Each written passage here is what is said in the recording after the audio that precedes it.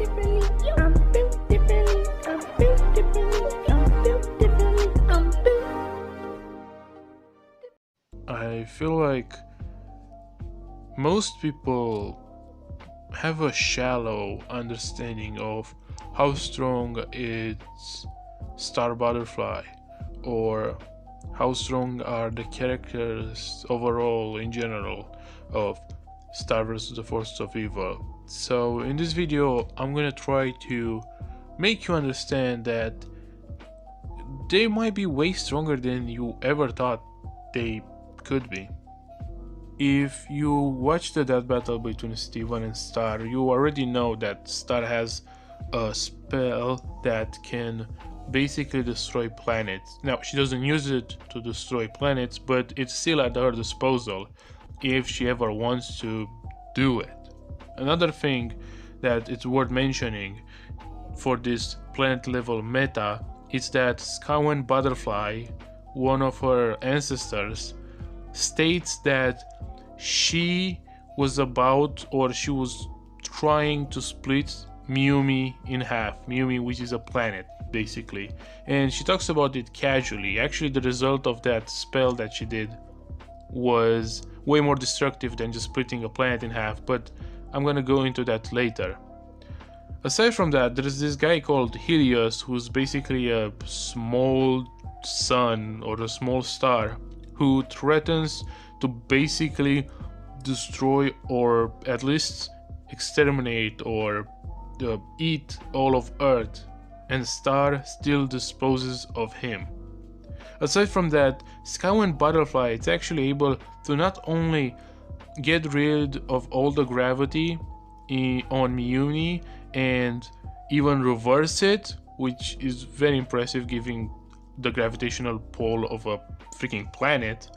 She's actually able to stop the planet from moving and make it moving again, which is very impressive. And there's also the fact that Romulus, I think that's his name, is able to imprison a bunch of guys, of which one of them was able to destroy an entire planet and the other can create black holes. Said Lord, who blew up an entire planet, Astrobel, and the black hole she created. Given all of that, I would say that's pretty easy to make arguments about how Star vs. the Forces of Evil characters can, destroy planets and stuff. I don't think that's much of a reach. I think it's actually pretty reasonable to say that they can destroy planets, given all the evidence given in this part of the video. Now, if you watched the death battle between Star and Steven, you might also know that in her way of splitting Miumi in half, Scowen Butterfly actually ends up destroying a whole dimension, a whole universe. Meaning that in the right hands or wrong hands, depending on how you want to look at the situation, a character with the wand can destroy the universe just by mistake. And this is specifically pointed out in the very episode of the series where Star's mom tells her that in the wrong hands, the wand can end up destroying or blowing up the whole universe. Now, Star, this wand is a big responsibility. If it falls into the hands of evil forces, the universe could be destroyed.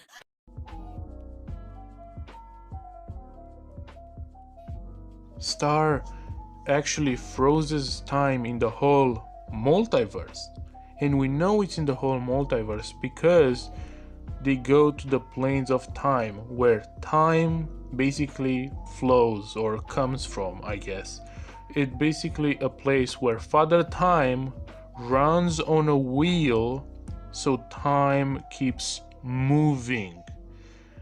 We know that it's in the whole multiverse specifically because Omnitraxus Prime lives within the planes of time, and all the multiverse, all infinite realities, infinite timelines of the multiverse are within Omnitraxus Prime. So we know that the planes of time, it's not a thing specific to one universe or one timeline, but to all of them. All time and space are considered as one, and within it, infinite parallel universes exist in... Bored. I'm bored. I can't believe this is happening. The crystal fields of interwoven continuum. So pretty. Ah, you see? Here's infinite versions of you in infinite parallel timelines, in infinite parallel math classes. Putting her in the multiversal level category more so than just universal. We also find out that Star not doing a math problem could cause the shattering of infinite universes. That sound! That's the same sound from the classroom! That's your parallel timelines colliding with each other. If you don't figure out that math problem soon, they're all gonna shatter and forever be lost within the fabric of time-space. Space-time. Yes, we find out that reality itself could have been quite literally obliterated by Star not wanting to do a math problem. Which means that Star could even involuntarily do more damage than Goku. She could destroy more than Goku just by the fact that she doesn't want to do a math problem. On the other hand, you have Eclipsa's darkest spell, which is stated to be able to basically destroy every dimension and everything within the multiverse. You can't just blow up the whole dimension. My kid still needs to eat his pancakes. You know what happens if we don't catch that thing? First, we die, then everyone dies. It'll eat its way through every dimension until there's nothing left. Meaning that this spell, while over time, it's still able to destroy basically everything that there is. Everything in the dimension itself, or the universe itself, and then every and which one of them, destroying therefore the whole multiverse. That's another feat that kind of proves that characters are at least universe to like multiversal level. Not to mention that Star, Eclipsa, Moon, and Meteora were quite literally able to destroy all magic in existence. In Starversal, as I already established, magic is a universal to multiversal level force, and they were able to overpower it and destroy it. And do you remember the Omnitraxus Prime guy? You know, the guy who's the embodiment of space-time and the multiverse? I'm space-time. Who are you? I'm Omnitraxus Prime. I'm the space-time guy. The time loop. That's my territory. The guy who has the infinite universes, you know, within himself. All time and space are considered as one, and within it, infinite parallel universes exist in... Bored. I'm bored. I can't believe this is happening. The crystal fields of interwoven continuum. So pretty. Ah, you see?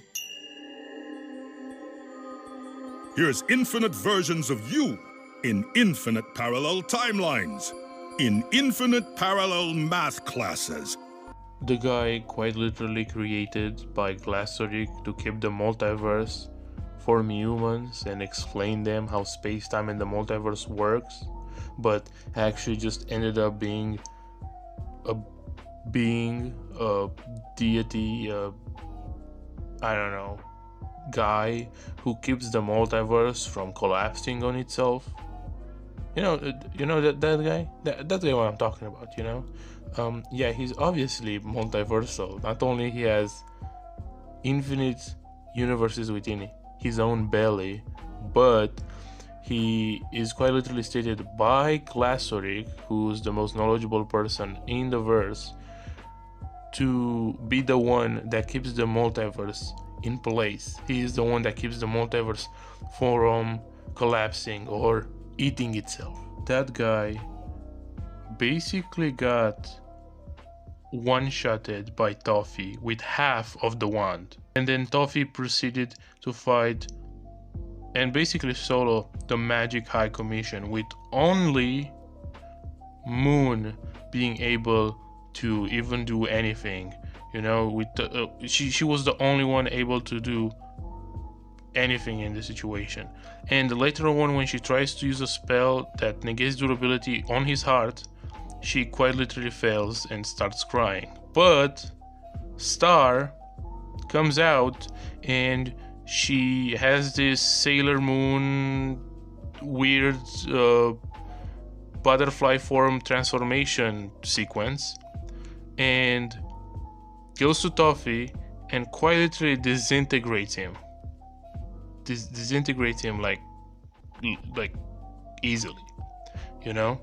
Even if you want to argue that this Toffee that she beat didn't have the wand, so it's not the same one that beat Omnitraxus Prime, it's still Omnitraxus Prime that lost against half of the wand, which Star not only has all of it, but actually she has her butterfly form on top of it. And may I remind you that the butterfly form, it's a boost equal to the wand itself, as the wand is stated to only be a guide through learning magic, and the butterfly form is the actual power-up you get. And when you have the butterfly form, you don't even need the wand anymore, as the wand is just a way of channeling and training your magic. And just to add to the consistency of it, actually we see Star in her butterfly form without the wand being able to scrap with Globgor, who then goes and not only holds his own against Omnitraxus Prime and the Magic High Commission, but actually proceeds to fight all of the Magic High Commission and quite literally beat all of them, and he's only stopped by seeing his daughter. Star also fights Meteora, being relative to her, with the fight ending up in a draw, although with Star sacrificing her wand for some time at least, and Meteora is able to fight Moon, I would say quite relatively. And if you remember, Moon, it's the only one that could put up a fight against Toffee, whereas someone like Omnitraxus Prime got speed blitzed and one-shotted. Again, proving that the Queens of Miyumi and Star are stronger than Omnitraxus Prime. And if you're not convinced, there's also the fact that Star was able to fight a Solarian warrior without even her wand, and this Solarian warrior was previously able to fight Eclipsa and even kinda give her trouble. And Eclipsa is quite literally stated to be the strongest or the most dangerous, at least, Queen of Miyumi, which even Omnitraxus Prime is pretty scared of. And when it comes to speed, we have Hikapu, who's able to basically run around the planet in like a second or two. And as I mentioned earlier, Skywind Butterfly was able to destroy a whole dimension like in a moment, which would be massively faster than like even the speed of light, if not even greater. There's also the fact that the universes or dimensions are stated to be infinitely separate, which you could argue it means that they're like infinitely at like infinite distance between each other, meaning that anyone who could destroy like two universes would also be able to cross like a distance that's like infinite, right? And obviously that would be done in like a certain amount of time, so the speed of the person who does that is infinite. Or I mean, you could argue that because there's infinite universes, you are basically destroying an infinite amount of space and infinite amount of time if you can destroy like the multiverse, you know? And you can argue that because Omnitraxus Prime has time, like space-time, and therefore time inside of him, someone being able to be faster than time itself and split blitz him like Toffee did would be above time and space, and you could argue it's like, I don't know, immeasurable speed or something like that.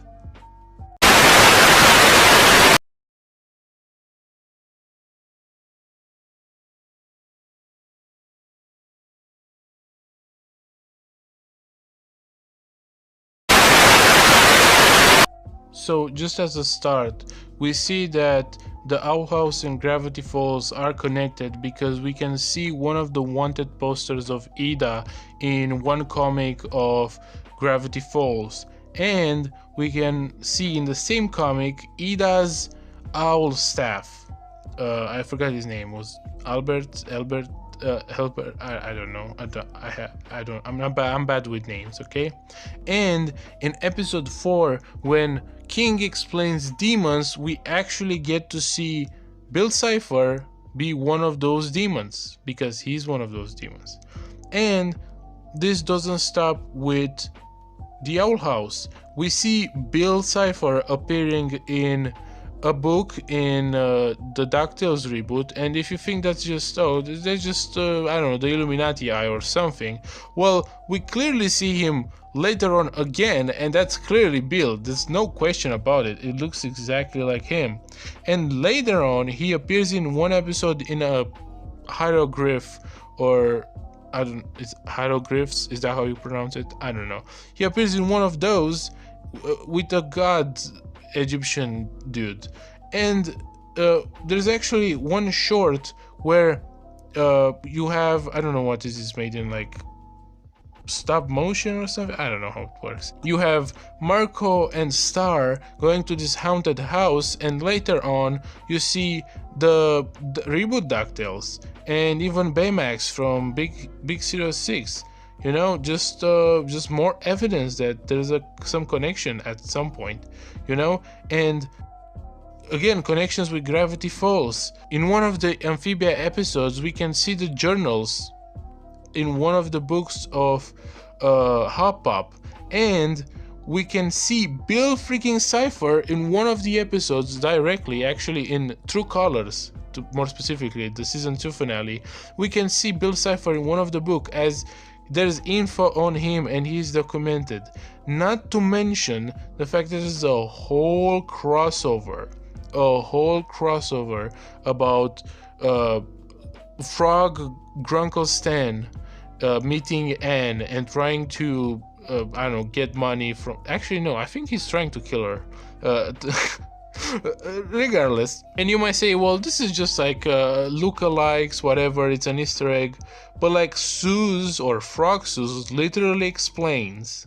Frog Zeus. Say, Mr. Pons, do you ever get the feeling that we exist simultaneously in multiple parallel universes, completely unaware of the other's very existence? You been licking yourself again, Frog Zeus?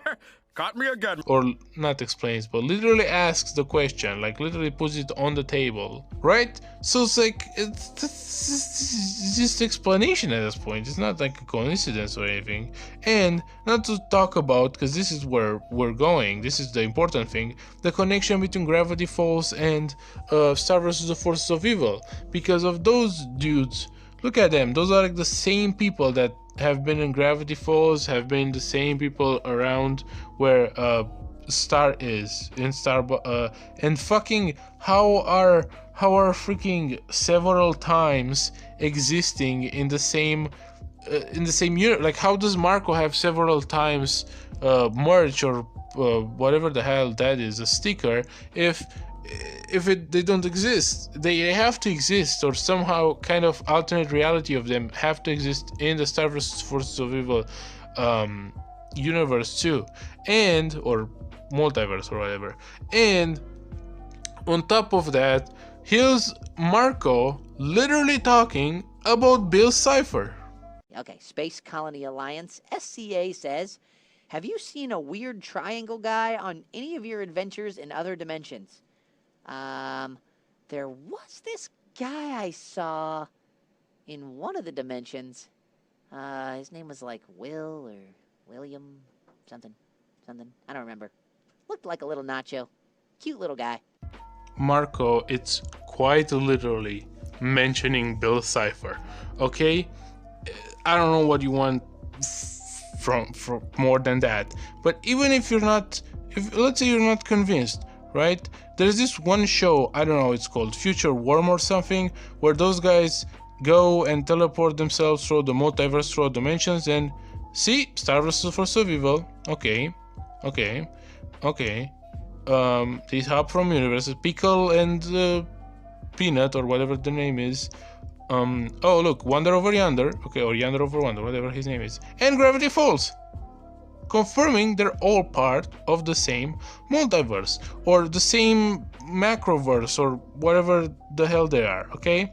And here's the thing that, like, you probably saw before, but Rick and Morty and Gravity Falls are connected through a lot of Easter eggs. For example, look, you can literally see Bill in this picture, on that monitor, or you can see a bunch of aliens that appear in Rick and Morty in the journals, or you can see this thing that translates to Rick was here, or the fact that Morty has the journals in one of the episodes, and even the fact that Rick Sanchez appears as an Easter egg in one of the comics. And now the next one, it's pretty popular, because as you can see, Stan drops those things to that portal and they come out of the other side. They come from Gravity Falls to the Rick and Morty side. And if you haven't watched it, or if you haven't seen it, you're blind or something, look, see those objects? Those are the same objects Stan has literally dropped. Literally confirming that those universes are in the same multiverse. Confirming that not only all the animated TV shows of Disney Channel are connected through Gravity Falls, The Owl House, Amphibia, Starversal: The Force of Evil, Pickle and Peanut, Wonder Over Yonder, and Future Worm, but there are a lot of evidence that Gravity Falls, it's connected with Rick and Morty. Therefore, Rick and Morty is connected to all of those other universes too. Now, all of that was important to establish because, while the Gravity Falls multiverse is also stated to be infinite and have infinite universes, that's not why I want to connect them. I want to connect them because of this special feature of the Gravity Falls multiverse, where it's stated that there are characters or beings or aliens or whatever, some of them being 5-dimensional, some of them being 7th-dimensional to 11-dimensional. Meaning, those characters are at like higher planes of existence, like 11 dimensions, like what, 7 dimensions between like us and them, right? And if we establish that the multiverse in Starversal, right, is at that level because we somehow connected to the Gravity Falls one, making it again 11-dimensional, means that she can destroy, or for example Omnitraxus Prime can hold together a construct that's like 11th dimensional, making Star and Toffee and all the characters stronger than Omnitraxus Prime, for example, 11-dimensional, or I think it's called in terms of power scaling, I think it's like complex multiversal or something, or maybe hyperversal. I'd have to actually look into it, but yeah, that's why it's important to connect those two, because you can argue that she's actually like 11-dimensional, right? She's like that strong. And the connection between Gravity Falls and Rick and Morty, it's important because in one Rick and Morty episode there's actually this guy who in the train episode of season 4, if you remember, who literally calls himself the concept of time. Where'd you meet this sprite? He's actually a human, but he invented portal tech? I am the concept of time. For people who don't know, concepts usually, on average, concepts should be above dimensions, should not be bound by dimensions. Dimensions should not bound the concept, meaning that you can argue that the Star Versus / Gravity Falls / Rick and Morty Multiverse, which I made the case of them being all connected, you know, the whole Disney Channel multiverse plus the Rick and Morty multiverse being like the same, you would argue that the whole multiverse, it's like it goes like infinite dimensional, right? It's infinite dimensional, and it goes even above that thing, right? And if you argue that the Omnitrixus Prime, for example, can hold it all together, and that Toffee and Star and Eclipse and a bunch of other characters are stronger than Omnitrixus Prime, then you could argue unironically that Star Butterfly and all the casts, or like not all the casts, but like most of the strongest characters are like above dimensionality or something like that are like Outerversal. And I know this is big of a stretch because it's not stated that this concept of time guy is actually a platonic concept necessarily, but I just want to point that out, that this is a way of making this scaling, and I think it's fun. I think you can make it that way to be like Outerversal, you know. So yeah, this is kind of the point of that whole thing with Rick and Morty and Gravity Falls, is that if you think that Star versus the Forces of Evil and Gravity Falls share a multiverse, then you can probably argue that Star Butterfly, it's like 11 dimensional. And if you want to say that they all share the same multiverse with Rick and Morty, then that's actually you can argue that that's like infinite dimensional or above infinite dimensions. That's kind of my point. That's about what I'm trying to say over here. So yeah.